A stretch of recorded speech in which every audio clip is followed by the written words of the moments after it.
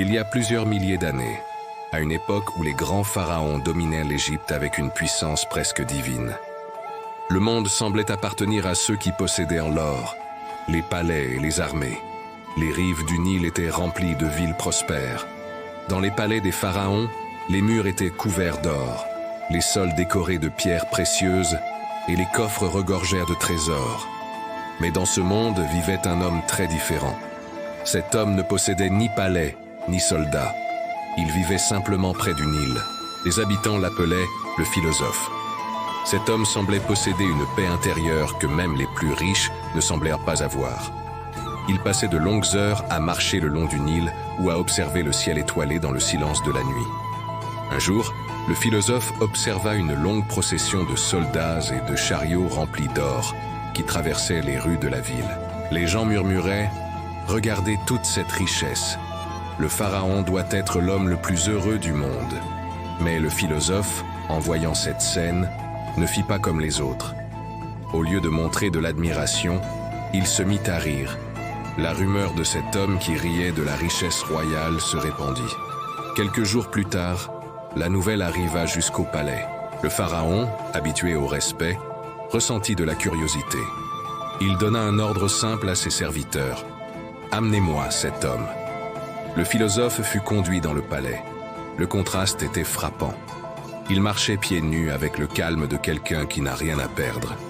Lorsqu'il entra dans la salle du trône, le pharaon parla. « On dit que tu ris de la richesse des rois. » Le philosophe leva les yeux vers le roi, et doucement, il sourit. Le silence dans la grande salle du palais semblait presque irréel. Des colonnes immenses soutenaient le plafond décoré de symboles sacrés. La lumière du soleil entrait doucement à travers de grandes ouvertures, illuminant l'or et les pierres précieuses qui ornaient les murs. Au centre de cette salle imposante se trouvait le pharaon, assis sur son trône majestueux, observant l'homme simple qui se tenait devant lui. Le contraste entre les deux hommes était frappant. D'un côté, le pharaon, enveloppé dans des vêtements luxueux, entouré de serviteurs et de gardes. De l'autre, le philosophe, pieds nus, vêtu simplement, sans aucun signe de richesse, mais avec un calme dans le regard. Le pharaon brisa finalement le silence.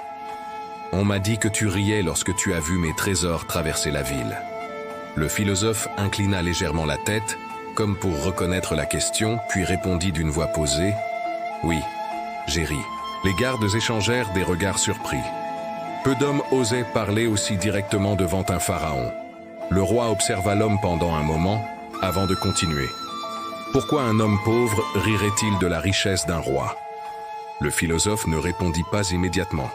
Il regarda autour de lui, les statues immenses, les coffres remplis de trésors, puis il dit calmement « Parce que je vois combien de choses il faut pour protéger ta richesse. Je vois des gardes partout. Je vois des soldats aux portes de la ville. Je vois des coffres fermés, des trésors surveillés. Tout cela signifie une chose. » Le pharaon demanda « Laquelle ?» Le philosophe répondit « Que ta richesse doit être défendue. Moi, je ne possède presque rien. Je dors sous le ciel lorsque je veux. Je marche où je veux. Et personne n'a besoin de garder ce que je possède. » Le pharaon resta silencieux. Le philosophe continua « Dis-moi, roi d'Égypte, qui est le plus libre de nous deux ?» Ces mots tombèrent dans la salle comme une pierre dans l'eau. Les serviteurs retinrent leur souffle. Les gardes restèrent immobiles. Le roi répondit « Je suis le roi de ce pays. Tout ce que tu vois ici m'appartient. » Le philosophe hocha la tête. « Oui, mais combien de ces choses peux-tu quitter sans inquiétude? Serais-tu en paix sans tes gardes? Si tu laissais tes trésors derrière toi, dormirais-tu tranquillement ?» Le roi ne répondit pas. Il connaissait déjà la réponse. Le philosophe regarda les colonnes et dit « Celui qui possède beaucoup devient souvent prisonnier de ce qu'il possède. Mais celui qui a appris à vivre avec peu devient maître de lui-même. » Le vent chaud du désert entra doucement dans la salle. Pour la première fois, le pharaon resta silencieux devant un homme sans rien. Dans ce silence, quelque chose avait commencé à changer.